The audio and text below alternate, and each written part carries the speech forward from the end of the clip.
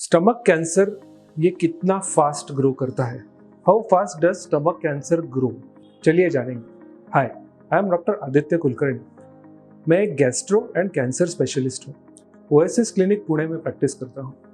मेरा area of interest है पेट के कैंसर और उसकी किए जाने वाली लेप्रोस्कोपिक और रोबोटिक सर्जरीज।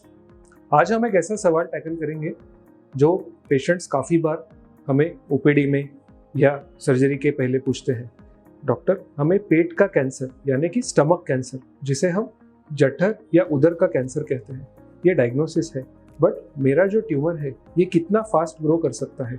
क्या ये 1-2 दिन में ही ग्रो करके स्प्रेड कर जाएगा? इसकी रिस्क कितनी है? प्लीज़ हमें समझाइए।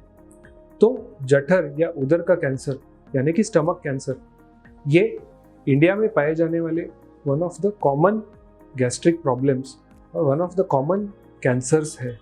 और ऑल्दो ये इंसिडेंस में 4th मोस्ट कॉमन है, बट ये काफ़ी डेडली ट्यूमर है जो कि 2nd most common cause of cancer related deaths बन चुका है। सो इसकी ट्रीटमेंट करना ये बहुत ज़रूरी है और करेक्ट स्टेज पे ट्रीटमेंट करना बहुत ज़रूरी है। इसकी शुरुआत स्टमक के अंदरूनी लेयर यानी कि इनर लाइनिंग, जिसे हम म्यूकोजा कहते हैं, यहाँ से होती है। यहाँ से ये सेल्स धीरे धीरे स्टमक के बाहरी लेयर तक पहुँच जाते हैं, जिससे कि सब म्यूकोजा, और उसके बाद मसल लेयर और उसके सबसे बाहर वाला लेयर जिसे हम सीरोजा कहते हैं। सो धीरे धीरे फ्रॉम इनसाइड टू आउटसाइड ये ग्रो कर रहा है। एट द सेम टाइम ये साइज में भी बढ़ता जाता है, चाहे ये ग्रोथ हो ट्यूमर के फॉर्म में या फिर एक अल्सर हो जो डीप और डीप बरो कर सकता है। साथ के साथ ये ब्लड वेसल्स को भी जकड़ सकता है या फिर ब्लड वेसल्स के आसपास जो ग्रंथियां हैं उसमें भी ये ग्रो कर सकता है। और लास्ट स्टेज में ये स्टमक से दूर वाले ऑर्गन यानी कि लंग्स या लिवर में भी फैल सकता है। So from stage 1 to stage 4 ये स्टमक कैंसर का प्रोग्रेसिव ग्रोथ होता है। तो स्टमक कैंसर की शुरुआत जब होती है, जब ये स्टेज 1 में म्यूकोजा में सीमित होता है, तब ये काफ़ी स्लो ग्रोइंग ट्यूमर होता है और डिटेक्शन से पहले ये कई साल तक भी ग्रो कर सकता है। It all depends on the grade of the tumour कि ये कितना एग्रेसिव ट्यूमर है।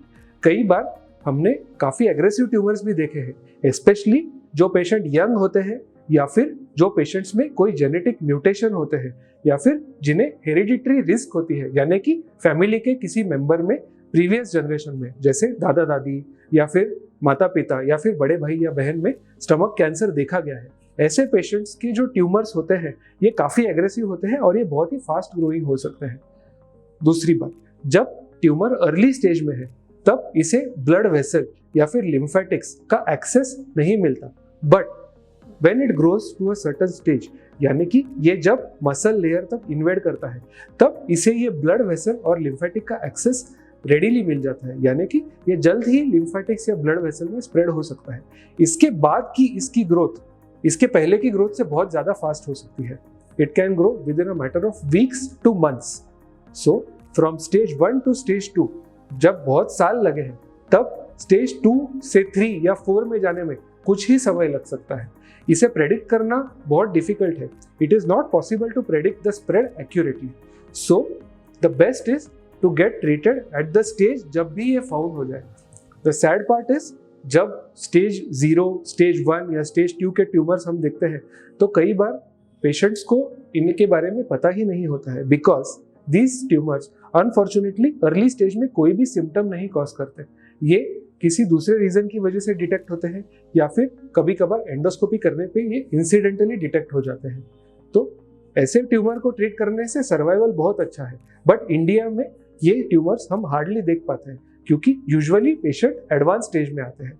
सो ध्यान रखने वाली बात यह है कि अगर आपको पेट से रिलेटेड कोई भी सिम्टम हो तो इसे जल्द से जल्द ट्रीट करना और इसे जल्द से जल्द इवेल्युएट करवाना बहुत ज़रूरी है, क्योंकि ये अर्ली स्टेज का ट्यूमर होता है जो काफ़ी स्लो ग्रोइंग होता है और जिसका बिहेवियर भी लेस एग्रेसिव होता है। सो ऐसा कोई भी सिम्टम आपको दिख रहा हो तो प्लीज़ आपके स्पेशलिस्ट को जल्द ही मिलिए और जल्दी से ट्रीटमेंट ले लीजिए, ताकि आपके सर्वाइवल के चांसेस और क्योर के चांसेस बेस्ट पॉसिबल ऑफर कर सकते हैं। अगर आपको गैस्ट्रिक कैंसर से या स्टमक कैंसर से रिलेटेड कोई भी क्वेरी हो, ट्रीटमेंट के बारे में कोई सलाह चाहिए हो, तो आप हमें रीच आउट कर सकते हैं, हमें कॉल कर सकते हैं, मेल कर सकते हैं या फिर नीचे कमेंट में भी लिख सकते हैं। Thank you very much.